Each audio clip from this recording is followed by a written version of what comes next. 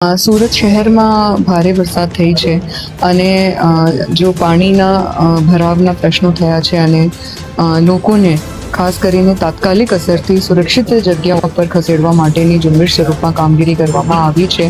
ગુજરાત રાજ્યના માનનીય મુખ્યમંત્રીશ્રી અને માનનીય ઉપમુખ્યમંત્રીશ્રી દ્વારા તાત્કાલિક ધોરણે 7 જેટલી NDRF અને SDRFની ટીમ સુરત શહેરમાં મોકલવામાં આવેલ છે અને આ ટીમ તરફથી સતત રાત દિવસે બચાવની કામગીરી કરવામાં આવેલ છે.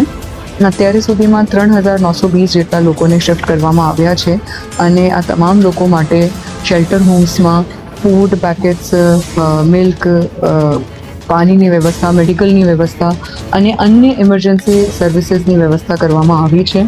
જ્યાં પાણી ભરાયેલું છે અને લોકો સુરક્ષિત રીતે પોતાની બિલ્ડિંગ્સમાં છે એમને માટે પણ આ તમામ પ્રકારની સુવિધાઓ અને વ્યવસ્થા કરવામાં આવી છે.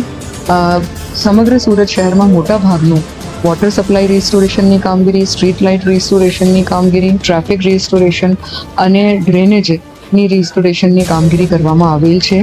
જ્યાં જ્યાં પાણી ઉતરી ગયું છે ત્યાં તાત્કાલિક અસરથી સાફ સફાઈ ઝુંબેશ ચાલુ કરવામાં આવેલ છે. દવાનું છંટકાવ, ક્લોરીન ટેબ્લેટનું વિતરણ, સુપર ક્લોરિનેશન આની પણ કામગીરી કરવામાં આવી રહી છે. જો પાણી ભરાયેલું હતું એટલે લોકોના સ્વાસ્થ્ય માટે ની જો હેલ્થ સર્વેલન્સ છે એમના માટે આરોગ્યની 200થી પણ વધારે ટીમ્સ ઘરે ઘરે જઈને હેલ્થ સર્વેલન્સની કામગીરી કરી રહી છે.